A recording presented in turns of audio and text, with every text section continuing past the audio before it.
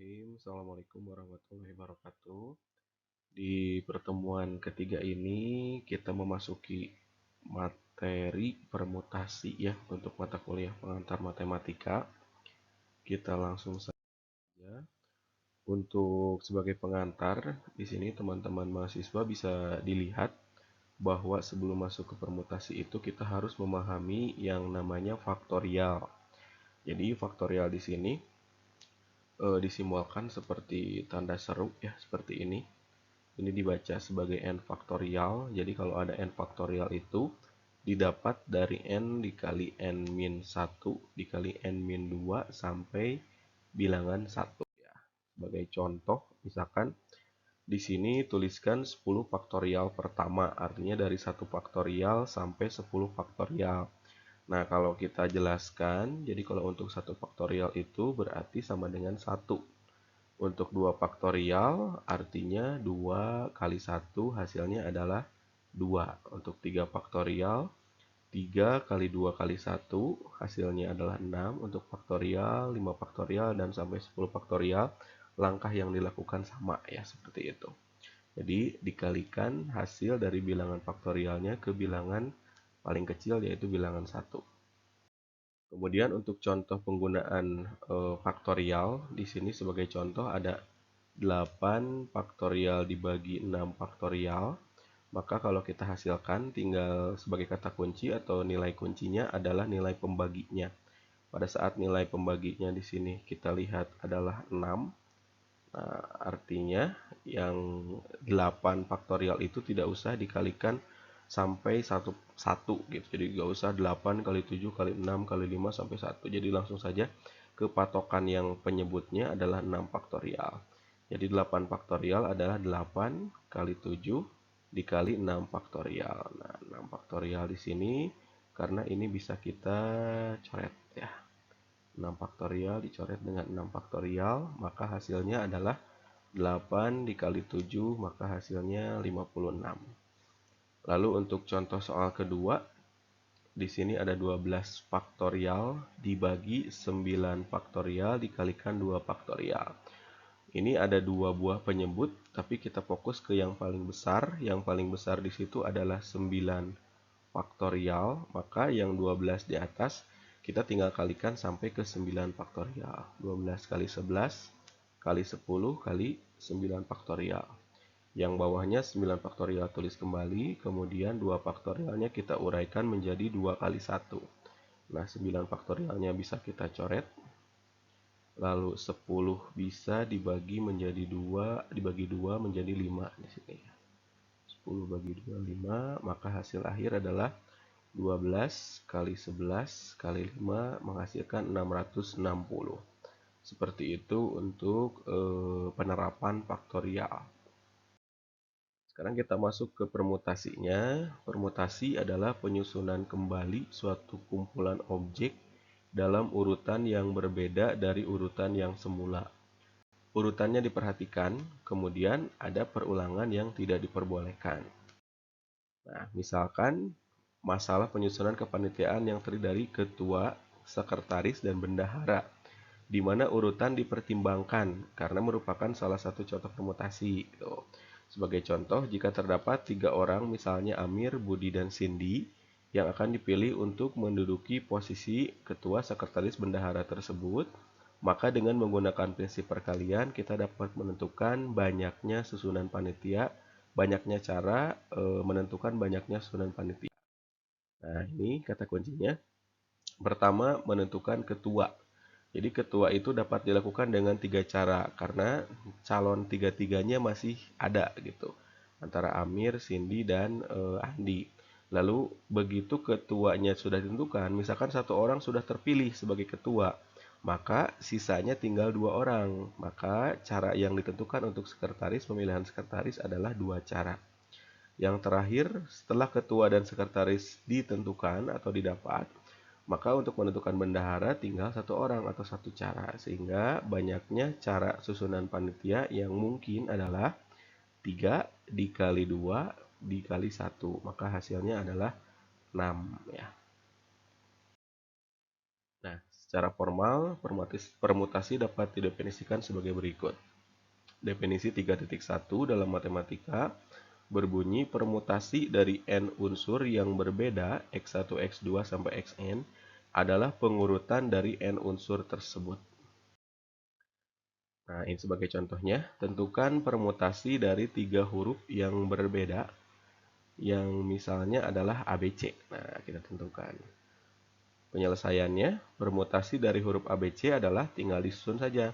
Bisa ABC, bisa ACB, ya C-nya disimpan di tengah, bisa BAC, bisa BCA, CAB, dan CBA.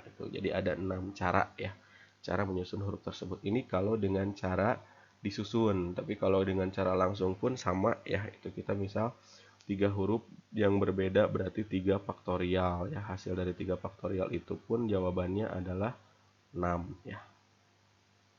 3 faktorial 6. Nah, setelah tadi definisinya, sekarang teorema di 3.1 yaitu terdapat n faktorial permutasi dari n unsur yang berbeda. Itu bunyi teorema 3.1. Kalau kita gunakan untuk menjawab contoh soal, tentukan mencari berapa banyak permutasi dari huruf ABC. Nah, dengan teorema 3.1 penyelesaiannya sebagai berikut. Dengan perkalian yang tadi ya. Terdapat 3 unsur dari huruf ABC. Jadi banyaknya permutasinya adalah 3 faktorial. Jadi 3 kali 2 kali 1 sama dengan 6 permutasi dari huruf ABC tersebut.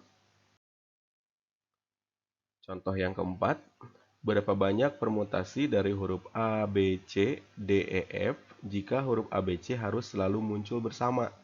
Kalau tadi ABC terpisah, kalau sekarang ABC harus bersama, D, E, F terpisah ya. Jadi maknanya seperti ini. Karena huruf ABC di sini harus selalu muncul bersama, maka huruf ABC bisa dinyatakan sebagai satu unsur nih kata kuncinya. Jadi ABC itu satu unsur, mau dibentuk ke D, ke E, ke F atau dibalik pun ABC tidak boleh terpisahkan. Dengan demikian, hanya terdapat 4 unsur saja yang dipermutasikan. Kenapa? Karena dari A, B, C, D, E, F yang diambilnya itu hanya D, E, F plus ABC yang tidak terpisahkan. Gitu. Jadi, banyak dipermutasi adalah 4 faktorial. 4 dikali 3 dikali 2 kali 1 hasilnya adalah 24. Nah, kalau tadi definisi 3.1, sekarang definisi 3.2. Permutasi R dari n objek adalah jumlah kemungkinan urutan R buah objek yang dipilih dan n buah objek dengan R kurang dari sama dengan n. Yang dalam hal ini pada setiap kemungkinan urutan tidak ada objek yang sama. Maka rumus permutasinya adalah Pn, R. Seperti apa? Nih, teoremanya adalah 3.2. Jadi rumusnya Pn, R adalah n faktorial dibagi n dikurangi difaktorialkan. Dengan R adalah banyaknya permutasi dari n unsur yang berbeda. Ya. Aplikasikan ke contoh. Gunakan teorema 3.2 yang rumus barusan untuk menentukan permutasi 3 dari 5 huruf yang berbeda. Berarti R-nya 3, N-nya 5. Ya, kita masukkan ke rumus. R-nya 3, N-nya 5, maka permutasi 3 dari 5 huruf A, B, C, D, E adalah sebagai berikut. Karena di sini R-nya 3, tulis sebelah kanan. Kemudian N-nya 5, tulis sebelah kiri. Maka N faktorial atau 5 faktorial. Kemudian N dikurangi R faktorial. 5 dikurangi 3 faktorial. Maka hasilnya 5 faktorial. 5 kurangi 3, 2. 2 faktorial. Kata kuncinya ingat menyebut karena di sini ada 2 faktorial. Berarti yang 5 hanya dikalikan sampai 2 faktorial. 5 kali 4 kali 3 kali 2 faktorial. Ini bisa dicoret 2 faktorialnya. Lalu tinggal 5 kali 4 kali 3. Maka hasilnya adalah 60. Contoh yang lain. 4 pejabat yang diundang datang secara sendiri-sendiri atau tidak bersamaan. Maka banyak cara kedatangan keempat pejabat adalah. Nah, di sini. Tadi pejabatnya bersendiri-sendiri. Berarti R-nya 1.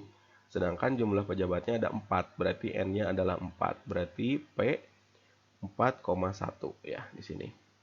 Maka n-nya adalah 4 faktorial, kemudian 4 kurangi r atau n kurangi r adalah 4 kurangi 1 faktorial. Maka 4 kali 3 faktorial karena di bawahnya penyebutnya adalah 3 faktorial. Ini bisa kita coret 3 faktorialnya, maka sisa hasilnya adalah 4 ya. Jawabannya adalah 4. Contoh soal terakhir. Sebuah sekolah akan menyusun tim olahraga yang terdiri dari 5 orang siswa yang akan dicalonkan untuk menjadi pemain. Namun hanya 3 orang yang boleh menjadi pemain utama. Berarti R-nya adalah 3, kemudian N-nya adalah 5 ya. Jawabannya 5 faktorial dengan N-nya 5 kurangi 3 faktorial karena R-nya adalah 3. Maka hasilnya 5 kali 4 kali 3 kali 2 faktorial. 2 faktorialnya kita coret, maka hasilnya adalah 60. Nah, seperti itu untuk pembahasan permutasi. Jadi setelah memahami materi di sini, silakan semua mahasiswa untuk membuka LMS. Di sana dikerjakan latihan soal di pertemuan kita yang ketiga ini. Terima kasih. Wassalamualaikum warahmatullahi wabarakatuh.